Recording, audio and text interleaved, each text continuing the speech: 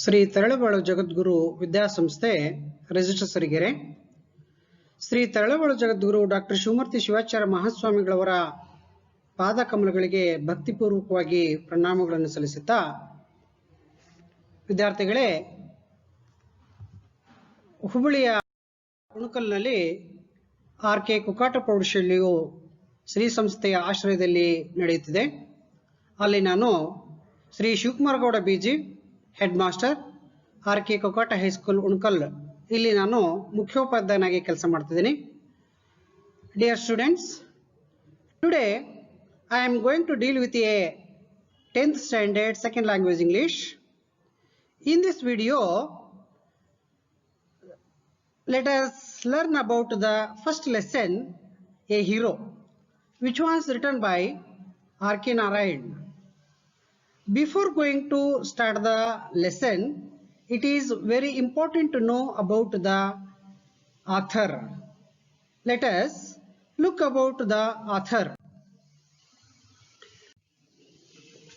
R.K. Narayan is widely considered to be one of the greatest Indian English novelists, who is known for simple and unpretentious writing style. ವಿದ್ಯಾರ್ಥಿಗಳೇ, ಇಲ್ಲಿ A hero ಎನ್ನುವ ಪಾಠವನ್ನು ಖ್ಯಾತ ಲೇಖಕರಾಗಿರ್ತಕ್ಕಂಥ Shri RK. ನಾರಾಯಣರವರು ಬರೆದಿದ್ದಾರೆ. ಇವರು ಸಾಕಷ್ಟು English ಕಾದಂಬರಿಗಳನ್ನು ಬರೆದಿದ್ದಾರೆ. ನೋಡಿ, ಇಲ್ಲಿ ಅನ್ಪ್ರೆಟೆನ್ಷಿಯಸ್ ರೈಟಿಂಗ್ ಸ್ಟೈಲ್ ಅಂತಿದೆ, ಆಡಂಬರವಿಲ್ಲದ ಬರಹಗಳು ಇವರ ಒಂದು ಕಾದಂಬರಿಗಳಲ್ಲಿ ಕಾಣ್ತೀವಿ. He is best known for his works set in the fictional south Indian town of Malgudi. ಇಲ್ಲಿ ಕಾಲ್ಪನಿಕ ಒಂದು ನಗರವಾಗಿರ್ತಕ್ಕಂಥ ಮಾಲ್ಗುಡಿ ಎನ್ನುವ ಸ್ಥಳ, ಆ ಸ್ಥಳವನ್ನು ಕಾಲ್ಪನಿಕ ಒಂದು ನಗರವಾಗಿ, ಪಟ್ಟಣವಾಗಿ ತೆಗೆದುಕೊಂಡು ಅದರ ಮೂಲಕ ಇವರು ತಮ್ಮ ಅನೇಕ ಕಥೆಗಳಲ್ಲಿ, ಕಾದಂಬರಿಗಳಲ್ಲಿ ಸಾಕಷ್ಟು ವಿಚಾರಗಳನ್ನು ವ್ಯಕ್ತಪಡಿಸಿದ್ದಾರೆ. His works including Swami and his friends, the bachelor of arts, the English teacher and the financial experts, ಇವು ಅವರು ಬರೆದಿರ್ತಕ್ಕಂಥ ಕೆಲವೊಂದು ಪ್ರಮುಖ ಕೃತಿಗಳು. ಮುಖ್ಯವಾಗಿ ಸ್ವಾಮಿ ಅಂಡ್ ಈಸ್ ಫ್ರೆಂಡ್ಸ್ ಇದೆ, ದ ಬ್ಯಾಚುಲರ್ ಆಫ್ ಆರ್ಟ್ಸ್ ಇದೆ, ದ ಇಂಗ್ಲಿಷ್ ಟೀಚರ್ ಇದೆ, ಅಲ್ಲದೆ the financial experts. His novel the guide was adapted for film and it won the Sahitya Akademi award. ಇಲ್ಲಿ ಇವರ ಅನೇಕ ಕಾದಂಬರಿಗಳು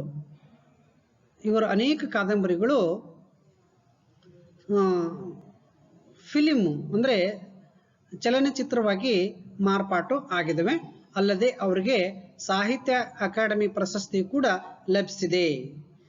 ಈ highlights social contact and provides a feel for his characters through everyday life. ಇಲ್ಲಿ ದಿನನಿತ್ಯದ ಅನೇಕ ಘಟನೆಗಳನ್ನು ಇವರ ಒಂದು ಸಾಹಿತ್ಯದಲ್ಲಿ ನಾವು ಕಾಣ್ಬೋದು. He was nominated to the Rajya Sabha, the upper house of India's parliament. ಇವರು ನಮ್ಮ ಸಂಸತ್ತಿನ ಮೇಲ್ಮನೆ ಸದಸ್ಯರಾಗಿ, ರಾಜ್ಯಸಭಾ ಸದಸ್ಯರಾಗಿ ಆಯ್ಕೆಯಾಗಿದ್ದಾರೆ. ಅನೇಕ ಪ್ರಶಸ್ತಿಗಳನ್ನು ಕೂಡ ಇವರು ಪಡ್ಕೊಂಡಿದ್ದಾರೆ. ವಿದ್ಯಾರ್ಥಿಗಳೇ, ನಾವು ಈ ದಿನ ಹೀರೋ ಪಾಠದ ಮೊದಲ 5 ಪ್ಯಾರಾಗಳನ್ನು ನೋಡೋಣ. ನಾವು ವಿದ್ಯಾರ್ಥಿಗಳೇ, ಎಲ್ಲರೂ ಕೂಡ ನೀವು ಪಠ್ಯಪುಸ್ತಕವನ್ನು ಓಪನ್ ಮಾಡ್ಕೊಳ್ಳಿ. ನಾನು ಓದ್ತೀನಿ. ಪ್ರಾರಂಭದಲ್ಲಿ ಓದ್ತಾ ಇರತಕ್ಕಂಥ ಸಂದರ್ಭದಲ್ಲಿ ನೀವು ಕೂಡ ಅದನ್ನು ಗಮನಿಸಬೇಕು. ಆನಂತರ ನಾನು ಎಕ್ಸ್ಪ್ಲೇನ್ ಮಾಡ್ಕೊತ ಹೋಗ್ತೀನಿ. ನೀವು ಸರಿಯಾಗಿ ಕೇಳಿಸ್ಕೋಬೇಕು. ಕೆಲವೊಂದು ಇಂಪಾರ್ಟೆಂಟ್ ಪಾಯಿಂಟ್ಸ್ ಇರ್ತವೆ, ಅವುಗಳನ್ನು ನೀವು ನೋಟ್ಬುಕ್ನಲ್ಲಿ ನೋಟ್ ಮಾಡ್ಕೋಬೇಕು. ವಿದ್ಯಾರ್ಥಿಗಳೇ, ಈ ಪಾಠವನ್ನು ನಾನು ಓದ್ತೀನಿ, ನೋಡ್ಕೊಳ್ಳಿ. A hero, R K. Narayan. For Swami, events took an unexpected turn. Father looked over the newspaper he was reading under the hall lamp and said, "Swami, listen to this. News has been received about the bravery of village lad who, while returning home by the jungle path, came face to face with a tiger. The paragraph described the fight the boy had with the tiger and his flight up the tree where he stayed half a day till some people came and way and killed the tiger. ವಿದ್ಯಾರ್ಥಿಗಳೇ, ಇಲ್ಲಿ ಒಂದನೇ ಪಾಠದಲ್ಲಿ ಸ್ವಾಮಿಯ ಒಂದು ಜೀವನದಲ್ಲಿ ಕೆಲವೊಂದು ಅನಿರೀಕ್ಷಿತ ಬದಲಾವಣೆಗಳನ್ನು ನಾವು ಗಮನಿಸ್ತೀವಿ. For Swami, events took an unexpected turn. Expected, unexpected prefix ಅನ್ನಂತ ಸೇರಿಸಿದ್ರೆ ಅದರ ಅಪೋಸಿಟ್ ವರ್ಡ್ ಆಗುತ್ತೆ. ನಾವು ಆ ಪ್ರಿಫಿಕ್ಸ್ ಅನ್ನ ಸೇರಿಸಿ ಅನೇಕ ಪದಗಳನ್ನ ಅಪೋಸಿಟ್ ಮಾಡ್ಬೋದು. ಇಲ್ಲಿ ಅನ್ಎಕ್ಸ್ಪೆಕ್ಟೆಡ್, ಅನಿರೀಕ್ಷಿತ ಘಟನೆಗಳು ಸಂಭವಿಸಿ ಅವರ ಜೀವನದಲ್ಲಿ ಬದಲಾವಣೆಗಳನ್ನ ನಾವು ಕಾಣ್ತೀವಿ. Father looked over the news paper. He was reading under the hall lamp and shed. ಇಲ್ಲಿ ಸ್ವಾಮಿಯ ತಂದೆ ಹಾಲ್ ನಲ್ಲಿ ಕುಂತ್ಕೊಂಡು, ನಡುಮನೆಯಲ್ಲಿ ಕುಂತ್ಕೊಂಡು ಪೇಪರ್ ಓದ್ತಾ ಇರ್ತಾರೆ. ಆ ಪೇಪರ್ ಓದ್ತಾ ಅವರು ಹೇಳ್ತಾರೆ, ಅವರು ಸ್ವಾಮಿ ಲಿಸನ್ ಟು ದಿಸ್, ಸ್ವಾಮಿ ಕಡೆ ನೋಡು, ನ್ಯೂಸ್ ಪೇಪರ್ ಅಲ್ಲಿ ಏನ್ ಕೊಟ್ಟಿದ್ದಾರೆ ಅಂತೇಳಿ ತಾನು ಓದಿರ್ತಕ್ಕಂಥ ನ್ಯೂಸ್ ಪೇಪರ್ ಅನ್ನ ಆ ಸ್ವಾಮಿಗೆ ಹೇಳಲಿಕ್ಕೆ ತಂದೆ ತಯಾರಾಗ್ತಾರೆ. News has been received about the bravery of village lad. ಇಲ್ಲಿ ನ್ಯೂಸ್ ಏನ್ ಕೊಡ್ಲಾಗಿದೆಪ್ಪ ಅಂತಂದ್ರೆ ಒಬ್ಬ ಹಳ್ಳಿಯ ಬಾಲಕನ ಬಗ್ಗೆ. ಒಬ್ಬ ಹಳ್ಳಿಯ ಬಾಲಕ, ಎಂತ ಬಾಲಕ? ಬ್ರೇವರಿ, ನೋಡಿ ಧೈರ್ಯಶಾಲಿ ಬಾಲಕನ ಬಗ್ಗೆ ಆ ನ್ಯೂಸ್ ಪೇಪರ್ ನಲ್ಲಿ ಕೊಡಲಾಗಿದೆ. ನೋಡಿ ಇಲ್ಲಿ ಬ್ರೇವರಿ ಆಫ್ ವಿಲೇಜ್ ಲ್ಯಾಡ್ ಅಂತ ಕೊಟ್ಟಿದ್ದಾರೆ. ಹಳ್ಳಿಯ ಬಾಲಕ, ವಿಲೇಜ್ ಲ್ಯಾಡ್ ಮೀನ್ಸ್ ಹಳ್ಳಿಯ ಬಾಲಕ. ಇಲ್ಲಿ ಅಂಡರ್ಲೈನ್ ಮಾಡಿದ್ದೇನೆ ನಾನು ವಿಲೇಜ್ ಲ್ಯಾಡ್ ಅಂತೇಳಿ. ಇದು ಕೊಲೊಕೇಟಿವ್ ವರ್ಡ್ ಆಗುತ್ತೆ. Collocative word village lead, post office, railway station, ಈ ರೀತಿಯಾಗಿ ನಾವು ಕೊಲೊಕೇಟಿವ್ ಪದಗಳನ್ನು ಬಳಸ್ತೀವಿ. ಇಲ್ಲಿ ವಿಲೇಜ್ ಲ್ಯಾಡ್ ಅಂತಕ್ಕಂಥದ್ದು ಕೂಡ ಕೊಲೊಕೇಟಿವ್ ವರ್ಡ್ ಆಗಿದೆ. ಇಲ್ಲಿ ಆ ಹಳ್ಳಿಯ ಬಾಲಕನ ಬಗ್ಗೆ ಆ ನ್ಯೂಸ್ ಪೇಪರ್ ನಲ್ಲಿ ಕೊಡಲಾಗಿದೆ. Who while returning home by the jungle path came face to face with a tiger. ಅವನು ಕಾಡು ದಾರಿಯಲ್ಲಿ ಮನೆಗೆ ತೆರಳುತ್ತಾ ಇರುವಾಗ ಅವನ ಎದುರುಗಡೆ ಟೈಗರ್ ಬಂತು, ಹುಲಿ ಬಂತು. ನೋಡಿ ಮುಂದೇನಾಗುತ್ತೋ, ಆ ಬಾಲಕ, ಯಾವ ಬಾಲಕ? ನ್ಯೂಸ್ ಪೇಪರ್ ನಲ್ಲಿ ಕೊಟ್ಟಿರ್ತಕ್ಕಂಥ ಬಾಲಕ. ವಿದ್ಯಾರ್ಥಿಗಳೇ, ನೀವು ಅರ್ಥ ಮಾಡ್ಕೋಬೇಕು, ಈ ಪಾಠದಲ್ಲಿ ಸ್ವಾಮಿ ಪ್ರಮುಖ ಪಾತ್ರ. ಸ್ವಾಮಿಯ ತಂದೆ ಬರ್ತಾರೆ, ಸ್ವಾಮಿಯ ತಾಯಿ ಬರ್ತಾರೆ, ಅಜ್ಜಿ ಬರ್ತಾರೆ, ಆನಂತರ ಶಾಲೆಯ ಹೆಡ್ ಮಾಸ್ಟರ್ ಬರ್ತಾರೆ, ಆನಂತರ ಶಾಲೆಯಲ್ಲಿರ್ತಕ್ಕಂಥ ಟೀಚರ್ಸ್ ಬರ್ತಾರೆ, ಆಮೇಲೆ ಪೊಲೀಸ್ ಸಬ್ ಇನ್ಸ್ಪೆಕ್ಟರ್ ಬರ್ತಾರೆ, ಬರ್ಗ್ಲರ್ ಕಳ್ಳ ಬರ್ತಾನೆ, ಕುಕ್ ಬರ್ತಾನೆ, ಸರ್ವೆಂಟ್ ಬರ್ತಾನೆ. ಇಷ್ಟೆಲ್ಲ ಕ್ಯಾರೆಕ್ಟರ್ಗಳು ಈ ಇದರಲ್ಲಿ ಇರ್ತವೆ. ಇಲ್ಲಿ ಈ ಒಂದನೇ ಪಾಠದಲ್ಲಿ ಬರ್ತಕ್ಕಂಥದ್ದು ಬಾಯ್ ಅಂತಂದ್ರೆ ಸ್ವಾಮಿ ಅಂತ ನೀವು ತಪ್ಪು ಕಲ್ಪನೆ ಮಾಡ್ಕೋಬಾರ್ದು. ಆ ನ್ಯೂಸ್ ಪೇಪರ್ ನಲ್ಲಿ ಕೊಟ್ಟಿರ್ತಕ್ಕಂಥ ಹುಡುಗ, ಹಳ್ಳಿಯ ಬಾಲಕನ ಬಗ್ಗೆ ನ್ಯೂಸ್ ಪೇಪರ್ ನಲ್ಲಿ ಕೊಡಲಾಗಿದೆ. ಆ ಬಾಲಕ ಮನೆಗೆ ತೆರಳತಕ್ಕಂಥ ಮಾರ್ಗದಲ್ಲಿ ಹುಲಿ ಮುಖಾಮುಖಿ ಆಗುತ್ತೆ. ನೋಡಿ, ಫೇಸ್ ಟು ಫೇಸ್ ವಿತ್ ಅಂತ. ಫೇಸ್ ಟು ಫೇಸ್ ವಿತ್ ಅಂದ್ರೆ close to something and looking at him, ಹತ್ರಕ್ಕೆ ಬಂದು ಮುಖಾಮುಖಿ ನೋಡ್ತಕ್ಕಂಥದ್ದು. ಯಾವುದು? ಟೈಗರ್, ಹುಲಿ.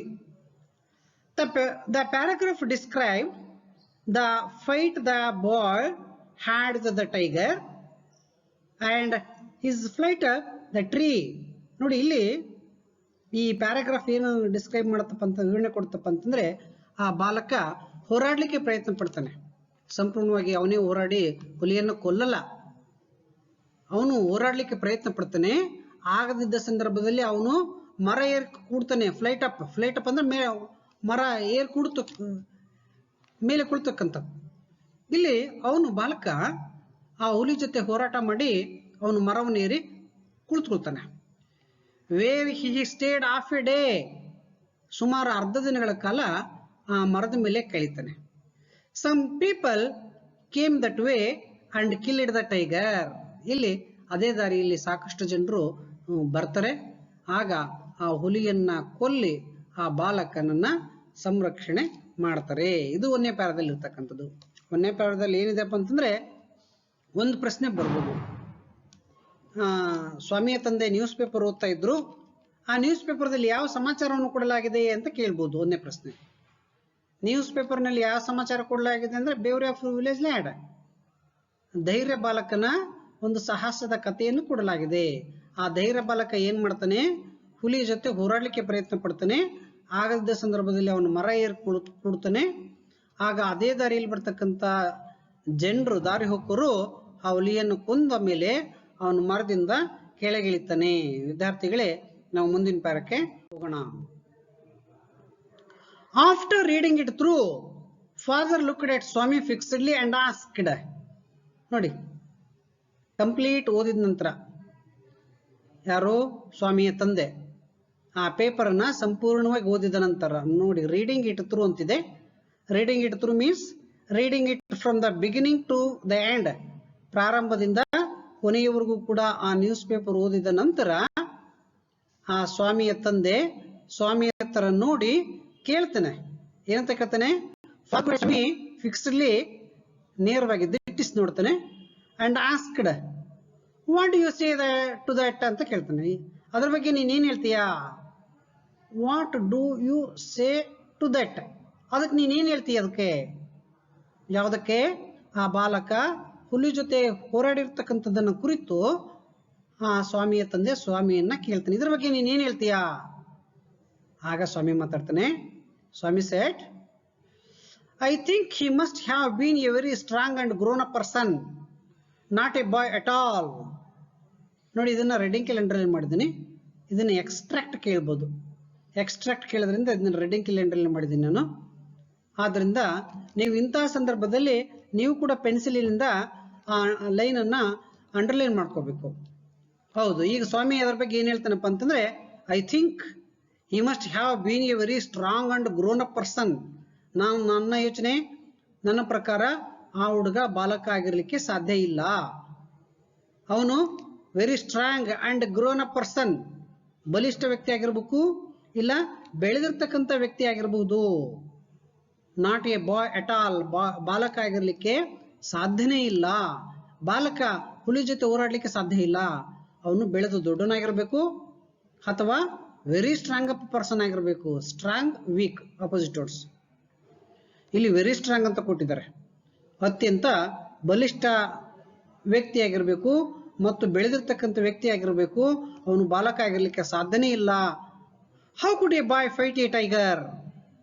ಹೌದು, ಬಾಲಕ ಹೇಗೆ ಹುಲಿ ಜೊತೆ ಹೋರಾಟ ಮಾಡ್ಲಿಕ್ಕೆ ಸಾಧ್ಯ?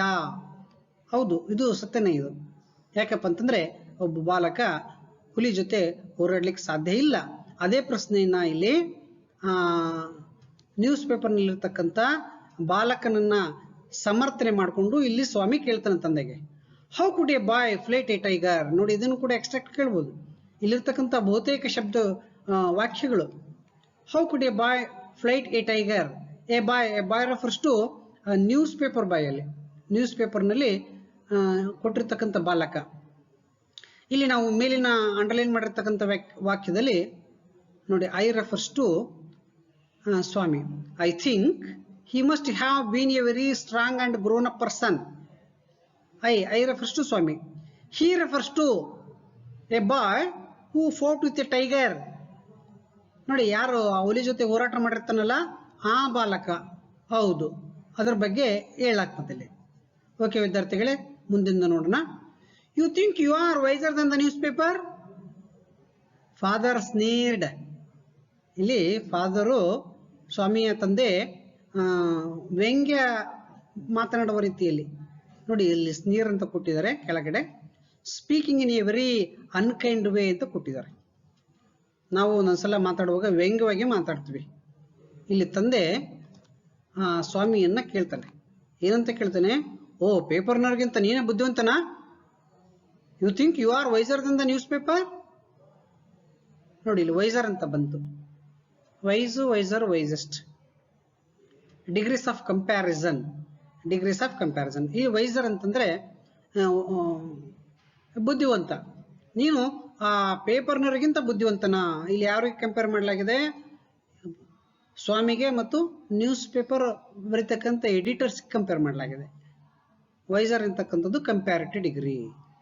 ಇಲ್ಲಿ ಸ್ವಾಮಿಯ ತಂದೆ ಸ್ವಾಮಿಯನ್ನ ಆ ರೀತಿಯಾಗಿ ಕೇಳ್ತಾನೆ. ಈಗ ಆ ಸ್ವಾಮಿಯ ತಂದೆ ಒಂದು ಸ್ಟೇಟ್ಮೆಂಟ್ ಅನ್ನು ಕೊಡ್ತಾನೆ. A man have the strength of N elephant and at B A covered. ನೋಡಿ, ಒಬ್ಬ ಮನುಷ್ಯ ಆನೆಯ ರೀತಿ ಬಲ ಇದ್ರೂ ಸಹಿತ, ನೋಡಿ, ಸ್ಟ್ರೆಂತ್ ಆಫ್ ಆನ್ ಎಲಿಫೆಂಟ್ ಬಂತು. ಎಲಿಫೆಂಟ್ ಅಂತಕ್ಕಂಥದ್ದು ಓವೆಲ್ಸ್ ಸೌಂಡ್ ಇಂದ ಪ್ರೊನೌನ್ಸಿಯೇಟ್ ಮಾಡ್ತೀವಿ ನಾವು. ಆದ್ರಿಂದ ಆನ್ ಅಂತಕ್ಕಂಥ ಆರ್ಟಿಕಲ್ ಅನ್ನು ಬಳಸಿದ್ವಿ ನಾವು. ನೋಡಿ, ಡೆಫಿನೆಟ್ ಆರ್ಟಿಕಲ್, ಇಂಡೆಫಿನೆಟ್ ಆರ್ಟಿಕಲ್. ಇಲ್ಲಿ ಆನ್ ಅಂತಕ್ಕಂಥ ಆರ್ಟಿಕಲ್ ಅನ್ನು ಎಲ್ಲಿ ಬಳಸ್ತೀವಿ? ಓವೆಲ್ ಲೆಟರ್ ಇಂದಲ್ಲ, ಓವೆಲ್ ಸೌಂಡ್ ಇಂದ ಪ್ರೊನೌನ್ಸಿಯೇಷನ್ ಮಾಡ್ತಕ್ಕಂಥ ಶಬ್ದಗಳ ಮುಂದೆ ಆನ್ ಅಂತಕ್ಕಂಥ ಆರ್ಟಿಕಲ್ ಅನ್ನು ಬಳಸ್ತೀವಿ ನಾವು. ಹೌದು, ಆದ್ರಿಂದ ಇಲ್ಲಿ ಎಲಿಫೆಂಟ್ ಮುಂದೆ ಆನ್ ಅಂತಕ್ಕಂಥ ಆರ್ಟಿಕಲ್ ಅನ್ನು ನಾವು ಬಳಸಿದ್ವಿ. ಇಲ್ಲಿ ಒಬ್ಬ ಮನುಷ್ಯ ಆನೆಯ ಬಲವನ್ನು ಹೊಂದಿದ್ದಾಗಲೂ ಸಹಿತ ಅವನು ಹೇಡಿಯಾಗಿರ್ತಾನೆ. ಹೌದು, ಕವರ್ಡ್ ಅಂದ್ರೆ ಹೇಡಿ. whereas another may have the strength of a straw. ನೋಡಿ, ಇನ್ನೊಬ್ಬ ವ್ಯಕ್ತಿ ಸ್ಟ್ರಾ ಅಂದ್ರೆ ಕೊಳವೆ, ಆ ಕೊಳವೆ ರೀತಿ ಇರ್ತಕ್ಕಂಥ ವ್ಯಕ್ತಿ, ತೆಳ್ಳಗಿರ್ತಕ್ಕಂಥ ವ್ಯಕ್ತಿ, ದುರ್ಬಲನಾಗಿರ್ತಕ್ಕಂಥ ವ್ಯಕ್ತಿ ಹಂಗಿದ್ರು ಸಹಿತ, but if he has A courage he can do anything. ಅಕಸ್ಮಾತ್ ಆಗಿ ತೆಳ್ಳಗಿದ್ರೆ, ದುರ್ಬಲನಾಗಿದ್ರೆ, ಅವನಿಗೆ ಸಾಕಷ್ಟು ಧೈರ್ಯ ಇದ್ರೆ ಅವನು ಏನ್ ಮಾಡ್ಲಿಕ್ಕೂ ತಯಾರಾಗ್ತಾನೆ. ಇಲ್ಲಿ ಸ್ವಾಮಿಯ ತಂದೆಯ ಪ್ರಕಾರ courage is very important, age and strength are not important ಅಂತ ಹೇಳ್ತಾರೆ. ಇಲ್ಲಿ ಸ್ವಾಮಿಯ ತಂದೆಯ ಪ್ರಕಾರ ಆ ವಯಸ್ಸು ಮತ್ತು ಬಲ ಮುಖ್ಯ ಅಲ್ಲ, ಧೈರ್ಯ ಮುಖ್ಯ ಅಂತಕ್ಕಂಥ ಸ್ಟೇಟ್ಮೆಂಟ್ ಅನ್ನ ಸ್ವಾಮಿಯ ತಂದೆ ಹೇಳಲಿಕ್ಕೆ ಇಷ್ಟಪಡ್ತಾರೆ.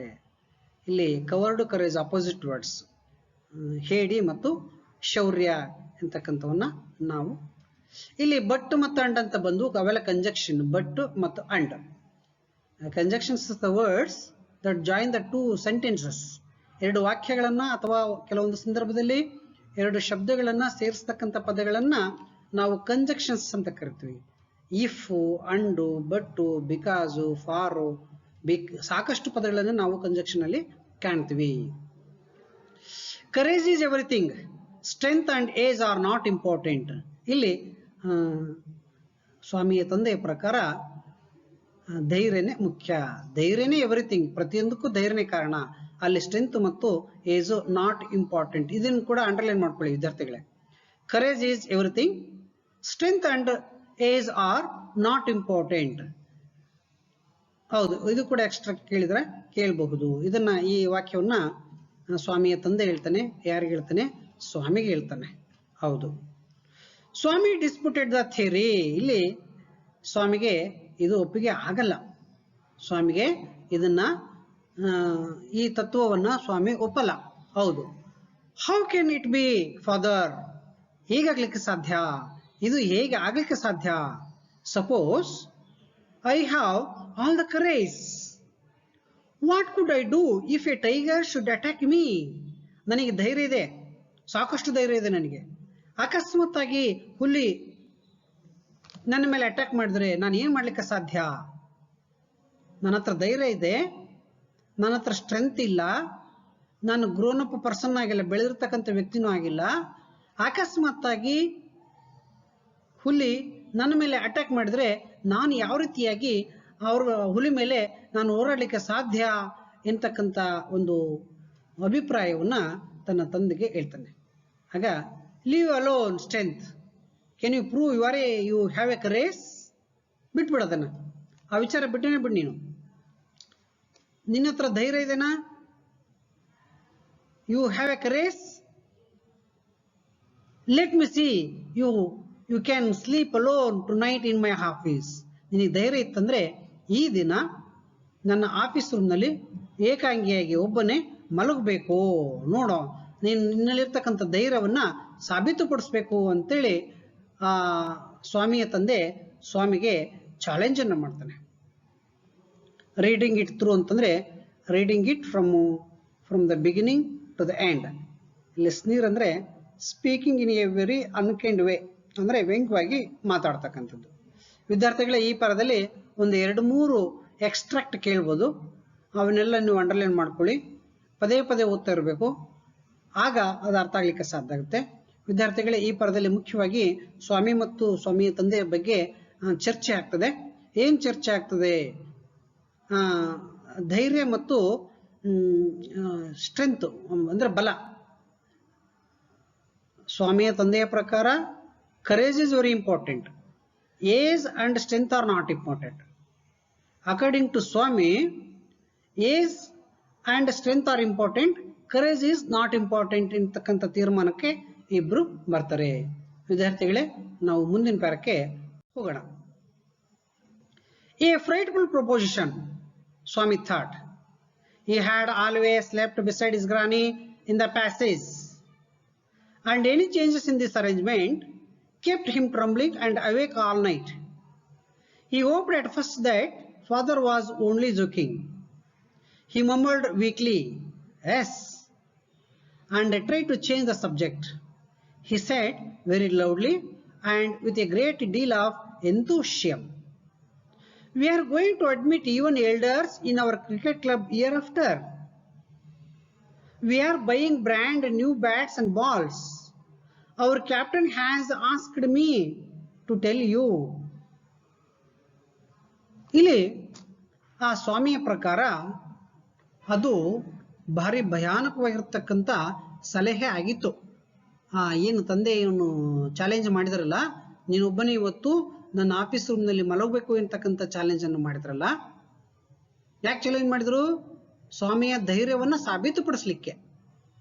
ಅದು ಸ್ವಾಮಿಗೆ ಅಹಿತಕರವಾಗಿರ್ತಕ್ಕಂಥ, ಅಸಮಾಧಾನಕರವಾಗಿರ್ತಕ್ಕಂಥ ಸಲಹೆ ಆಗಿತ್ತು. ಇಲ್ಲಿ ಫ್ರೈಟ್ಫುಲ್ ಅನ್ನೋದಕ್ಕೆ ಕೆಳಗಡೆ ಮೀನಿಂಗ್ ಇದೆ. ಫ್ರೈಟ್ಫುಲ್ ಮೀನ್ಸ್ ಅನ್ಪ್ಲಾಸೆಂಟ್, ಅಸಮಾಧಾನದ ಅಥವಾ ಭಯಾನಕ. ಪ್ರಪೋಸಿಷನ್ಸ್ ಮೀನ್ಸ್ ಸಜೆಷನ್, ಸಲಹೆ. ಇಲ್ಲಿ ಆ ರೀತಿಯಾಗಿ ಯೋಚನೆ ಮಾಡ್ತಾನೆ. ಯಾಕೆ ಆ ರೀತಿ ಯೋಚನೆ ಮಾಡ್ತಾನೆ ಅಂತಂದ್ರೆ, he had always left beside is ಗ್ರಾನಿ in the passage. ಯಾವಾಗಲೂ ಕೂಡ ಆ ಸ್ವಾಮಿ ಪ್ಯಾಸೇಜ್ ನಲ್ಲಿ ತನ್ನ ಅಜ್ಜಿ ಜೊತೆ ಮಲಗ್ತಾನೆ, ಅಜ್ಜಿ ಜೊತೆ ಮಲಗ್ತಾ ಇರ್ತಾನೆ. ಅವನು ಯಾವತ್ತೂ ಒಂಟಿಯಾಗಿ ಮಲಗಿರ್ಲಿಲ್ಲ, ಅಜ್ಜಿ ಜೊತೆನೆ ಮಲಗ್ತಾ ಇದ್ದ. And any changes in this arrangement kept him trembling and awake all night. ಅಕಸ್ಮಾತ್ತು ಇದರಲ್ಲಿ ಏನಾದರೂ ಬದಲಾವಣೆ ಆದರೆ, ಅವನು ಅಜ್ಜಿ ಜೊತೆ ಮಲಗದ್ ಬಿಟ್ಟು ಬೇರೆ ಕಡೆ ಮಲಗಿದ್ರೆ, ಒಬ್ಬನೇ ಮಲಗಿದ್ರೆ, ಆಗ ಅವನು ಇಡೀ ರಾತ್ರಿ ನಡಗಲಿಕ್ಕೆ ಶುರು ಮಾಡ್ತಾ ಇದ್ದ, ಎಚ್ಚರವಾಗಿರ್ತಿದ್ದ, ನಿದ್ದೆನೇ ಬರ್ತಾ ಇರ್ಲಿಲ್ಲ ಅವನಿಗೆ. ಅವನು ಯಾವಾಗ್ಲೂ ಅಜ್ಜಿ ಜೊತೆ ಮಲಗ್ತಕ್ಕಂಥ ಹ್ಯಾಬಿಟ್ ಅನ್ನ, ಹವ್ಯಾಸವನ್ನ ಬೆಳೆಸ್ಕೊಂಡಿದ್ದ. He hoped at first that father was only joking. ಪ್ರಾರಂಭದಲ್ಲಿ ತಂದೆ ನನಗೆ ಜೋಕ್ ಮಾಡ್ತಾ ಇದ್ದಾರೆ, ಆಫೀಸ್ ರೂಮ್ನಲ್ಲಿ ಒಬ್ಬನೇ ಮಲಕ್ಕ ಅಂತೇಳಿ ಜೋಕ್ ಮಾಡ್ತಾ ಇದ್ದಾರೆ ಅಂತೇಳಿ ಅಂದ್ಕೊಂಡಿದ್ದ ಫಸ್ಟ್ಗೆ. ಹೌದು, ಆ ರೀತಿ ಭಾವನೆ ಮಾಡ್ಕೊಂಡಿದ್ದ. ಆದರೆ ಆಗ ಏನ್ ಮಾಡ್ತಾನೆ, ಹಿ ಮುಂಬಲ್ಡ್ ವೀಕ್ಲಿ. ಎಸ್, ಮುಂಬಲ್ಡ್ ಅಂತಂದ್ರೆ ನಾಟ್ ಕ್ಲಿಯರ್ ಆಗಿ ಗುಣಗದು. Say something not clearly enough ಅಂತ. Say something not enough clearly ಅಂದ್ರೆ ಇನ್ನೊಬ್ಬರಿಗೆ ಸ್ಪಷ್ಟವಾಗಿ ಕೇಳಿಸುವ ರೀತಿಯಲ್ಲಿ ಗುಣಕ್ತಕ್ಕಂಥದ್ದು. ಅವನು ಎಸ್ ಅಂದಿರ್ತಾನೆ ಅಷ್ಟೇ, ಆಯ್ತು ನಾನು ಮಲಗ್ತೀನಿ ಅಂತ ಅಂದಿರ್ತಾನೆ. ವೀಕ್ಲಿ ಅಂತಕ್ಕಂಥದ್ದು ಇಲ್ಲಿ ಅಡರ್ಬ್ ಆಗುತ್ತೆ. ಇಲ್ಲಿ ವರ್ಬ್ ಅದು ಮುಂಬಲ್ಡ್ ಹೆಂಗೆ ಯಾವ ರೀತಿ ಇದೆ? ವೀಕ್ಲಿ,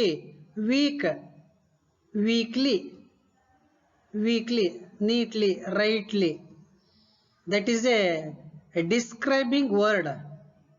ಅದು ಯಾವುದನ್ನ ಡಿಸ್ಕ್ರೈಬ್ ಮಾಡುತ್ತೆ? ವರ್ಬನ್ನ ಡಿಸ್ಕ್ರೈಬ್ ಮಾಡುತ್ತೆ. ವರ್ಬ್ ಹೇಗಿದೆ? ಅಡ್ಡು ವರ್ಬ್ ಅಂದ್ರೆ ಅದು ವರ್ಬನ್ನ ಡಿಸ್ಕ್ರೈಬ್ ಮಾಡ್ತಕ್ಕಂಥದ್ದು.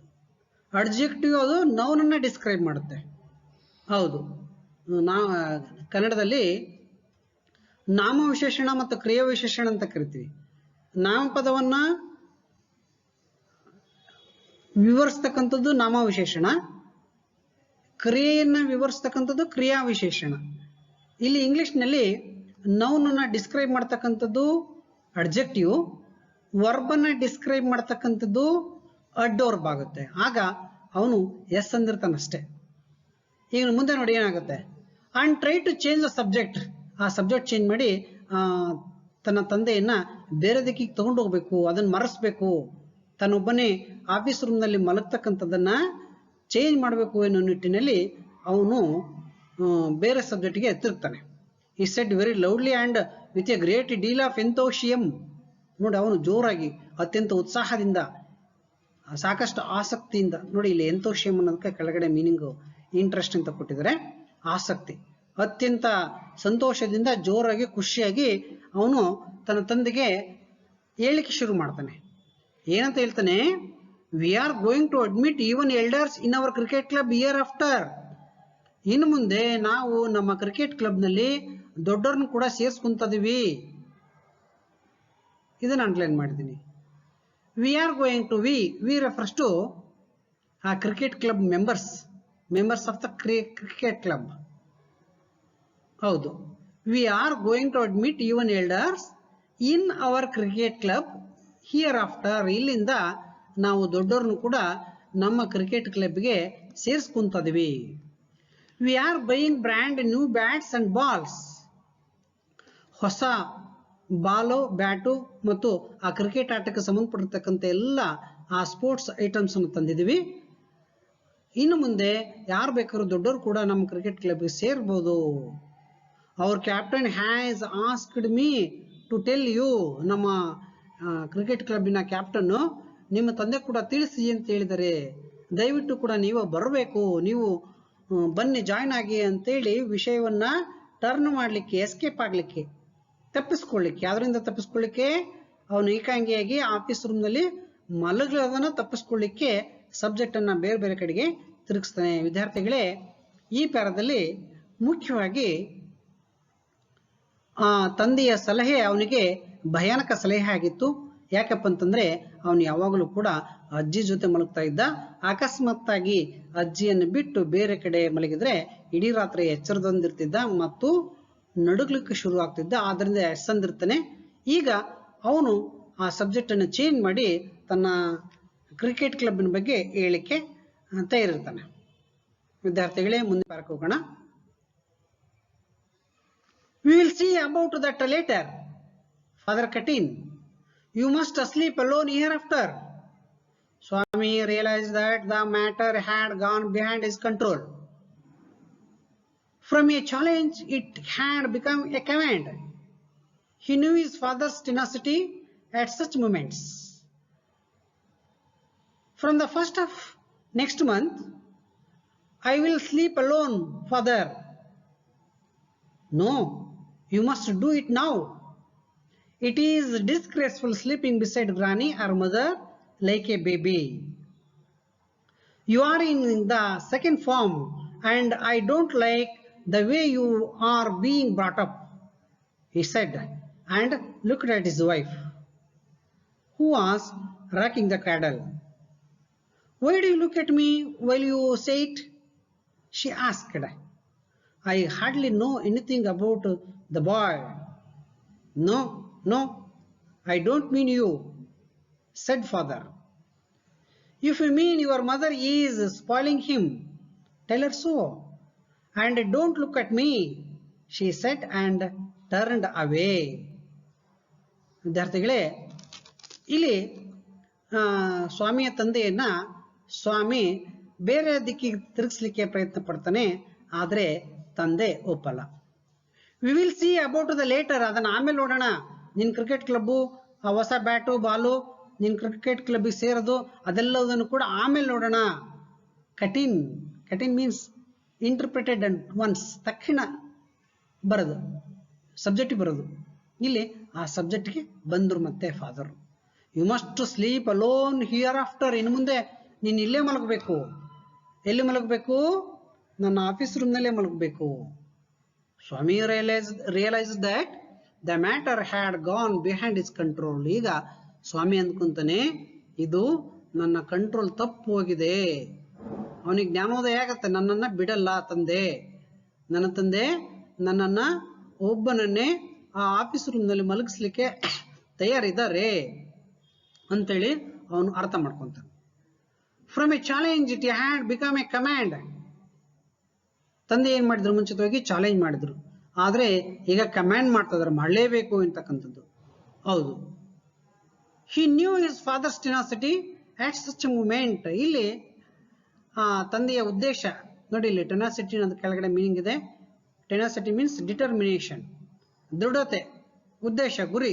ಅಲ್ಲಿ ತಂದೆಯ ಉದ್ದೇಶ, ಗುರಿ ಏನಾಗಿತ್ತಪ್ಪ ಅಂದ್ರೆ ಸ್ವಾಮಿಯನ್ನ ತನ್ನ ಆಫೀಸ್ ರೂಮ್ನಲ್ಲಿ ಮಲಗಿಸ್ಬೇಕು, ಅವನಿಗೆ ಧೈರ್ಯವನ್ನ ಮೂಡಿಸ್ಬೇಕು ಅಂತಕ್ಕಂಥ ವಿಚಾರ ಆಗಿತ್ತು. From the first of the next month, I will sleep alone, father. ಮುಂದಿನ ತಿಂಗಳು ಮೊದಲ ವಾರದಿಂದ ನಾನು ಒಬ್ಬನೇ ಏಕಾಂಗಿಯಾಗಿ ನಿಮ್ಮ ಆಫೀಸ್ ರೂಮ್ನಲ್ಲಿ ಮಲಗ್ತೀನಿ, ದಯವಿಟ್ಟು ನಾನು ಬಿಟ್ಬಿಡಿ ಅಂತೇಳಿ ಈಗ ಅವನು ಕೇಳ್ಕೊಂತಾನೆ ಸ್ವಾಮಿ. ಇದು ಕೂಡ ಎಕ್ಸ್ಟ್ರಾಕ್ಟಿವ್ ಬರ್ಬೋದು.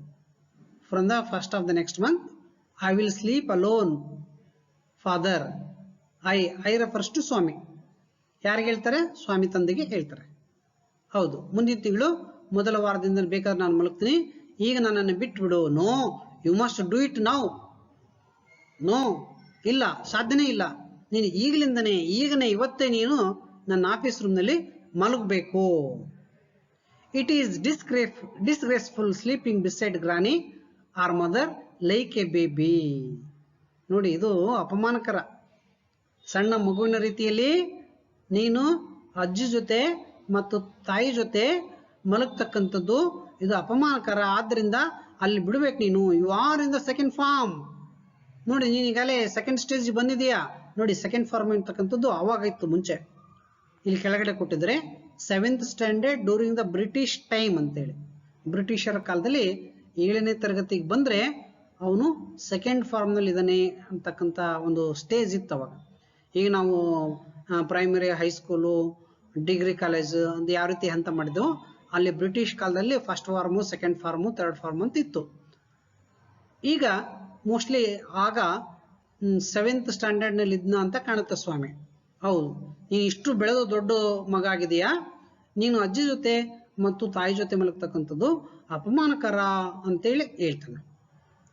You are in the second form and I don't like the way you are being brought up. ಈ ರೀತಿ ಬೆಳೀತಕ್ಕಂಥದ್ದು ನನಗೆ ಇಷ್ಟ ಇಲ್ಲ. ನೀನು ಧೈರ್ಯವಾಗಿ ಬೆಳಿಬೇಕು, ಒಬ್ಬನೇ ಸ್ವಂತ ಮಲಗಬೇಕು, ಕತ್ಲಲ್ಲಿ ಓಡಾಡಬೇಕು, ಏನ್ ಬಂದ್ರೆ ಎದುರಿಸ್ಲಿಕ್ಕೆ ರೆಡಿ ಆಗಿರ್ಬೇಕು. ಹೌದು, he said and looked at his wife. ಅದನ್ನು ಹೇಳ್ತಾ ಆ ಸ್ವಾಮಿಯ ತಂದೆ ತನ್ನ ಹೆಂಡತಿಯ ಕಡೆಗೆ ನೋಡ್ತಾನೆ. ನೋಡಿ, ಅದನ್ನು ಹೇಳ್ತಾ ಸ್ವಾಮಿಯ ತಂದೆ ತನ್ನ ಹೆಂಡತಿಯ ಕಡೆಗೆ ನೋಡ್ತಾನೆ. Who was rocking the cradle. ತೊಟ್ಟಿಲನ್ನು ತೂಗ್ತಾ ಇರ್ತಾಳೆ ಆಗ ಸ್ವಾಮಿಯ ತಾಯಿ ತೊಟ್ಟಿಲನ್ನು ತೂಗ್ತಾ ಇರ್ತಾಳೆ. ಕ್ರ್ಯಾಡಲ್, ರ್ಯಾಕಿಂಗ್ ದ ಕ್ರ್ಯಾಡಲ್ ಅಂತ ತೊಟ್ಟಿಲನ್ನು ತೂಗ್ತಕ್ಕಂಥದ್ದು. Why do you look at me while you say it, she asked. ಸ್ವಾಮಿಯ ತಂದೆಯನ್ನು ಕೇಳ್ತಾ, ಯಾಕೆ ನನ್ನ ಕಡೆ ಯಾಕೆ ನೋಡ್ತದ್ರಿ? ಅದನ್ನ ಹೇಳ್ತಾ, ನಾನೇನು ಆ ರೀತಿ ಬೆಳೆಸಿಲ್ಲ, ನಾನು ಮುದ್ದು ಮಾಡಿ ಬೆಳೆಸಿಲ್ಲ ಅವನನ್ನ. ಎಲ್ಲ ಧೈರ್ಯವಾಗಿ ಬೆಳಿಲಿ ಅಂತಲೇ ನಾನು ಆಕಾಂಕ್ಷೆ ಇದೆ, ಆಸೆ ಇದೆ ನನಗೆ. ನನ್ನ ಕಡೆ ಯಾಕೆ ನೋಡ್ತೀರಾ? Why do you look at me. ನೋಡಿ, look at me refers to Swami's mother. Why do you look at me while you say it. You refers to Swami's father. It refers to, ಅಲ್ಲಿ ಏನು ಸ್ಟೇಟ್ಮೆಂಟ್ ಕೊಟ್ರಲ್ಲ ಸ್ವಾಮಿಯ ತಂದೆ ಏನು ಸ್ಟೇಟ್ಮೆಂಟ್ ಕೊಟ್ರು? ಈ ರೀತಿ ಬೆಳೀತಕ್ಕಂಥದ್ದು ಇಷ್ಟ ಇಲ್ಲ ನನಗೆ. ನೀನು ಧೈರ್ಯದಿಂದ ಬೆಳಿಬೇಕು. ನೀನು ಚಿಕ್ಕ ಬಾಲಕನಂತೆ ತಾಯಿಯ ಮತ್ತು ಅಜ್ಜಿಯ ಜೊತೆ ಮಲಗಬಾರ್ದು ಅಂತಕ್ಕಂಥದ್ದು. ಹೌದು, ಅವಳು ಕೇಳ್ತಾಳೆ, ನನ್ನ ಕಡೆ ಯಾಕೆ ನೋಡ್ತಾರೆ ಎಂದು. I hardly know anything about the boy. ನಾವು ಈಗ ಅತ್ಯಂತ ಕಷ್ಟಪಟ್ಟು ಆ ಮಗುವನ್ನ ಅರ್ಥ ಮಾಡ್ಕೊತಾ ಇದ್ದೀನಿ ನಾನೀಗ. No I don't mean that. ಆ ರೀತಿ ಅಲ್ಲ ನಾನು ಹೇಳಿರ್ತಕ್ಕಂಥದ್ದು, ಆ ರೀತಿ ಅಲ್ಲ ಅಂತೇಳಿ ಸ್ವಾಮಿ ತಂದೆ ಹೇಳ್ತಾನೆ. If you mean your mother is spoiling him. ನೋಡಿ, ಆ ರೀತಿ ನೀನು ಅರ್ಥ ಮಾಡ್ಕೊಂಡಿದ್ರೆ ನಿನ್ನ ಮಗನನ್ನ, ಸ್ವಾಮಿಯನ್ನ ಹಾಳು ಮಾಡ್ತಕ್ಕಂಥದ್ದು, ಮುದ್ದು ಮಾಡ್ತಕ್ಕಂಥದ್ದು ನಿಮ್ಮ ತಾಯಿ. ಆದ್ದರಿಂದ ಟೆಲ್ ಹರ್ ಸೋ. ಆ ರೀತಿಯಾಗಿ ಹೇಳು ನೀನು ನಿಮ್ಮ ತಾಯಿಗೆ, ಅಂದ್ರೆ ಅಜ್ಜಿಗೆ ಹೇಳು. And don't look at me. ನನ್ನ ಕಡೆ ನೋಡ್ಬೇಡ. ಶಿ ಸೆಡ್ ಆ್ಯಂಡ್ ಟರ್ನ್ಡ್ ಅವೇ. ಅದನ್ನು ಹೇಳಿ, ಆ ರೀತಿಯಾಗಿರ್ತಕ್ಕಂಥ ಮಾತನ್ನು ಹೇಳಿ ಅವಳು ಆ ಕಡೆ ಹೋಗ್ತಾಳೆ. ಇಲ್ಲಿ ಕೆಳಗಡೆ 3 ಅರ್ಥವನ್ನು ಕೊಡಲಾಗಿದೆ. ಕಠಿಣ್ ಅಂತೇಳಿ, interpreted advance, tenacity, determination, second form, 7th standard during British times. ವಿದ್ಯಾರ್ಥಿಗಳೇ,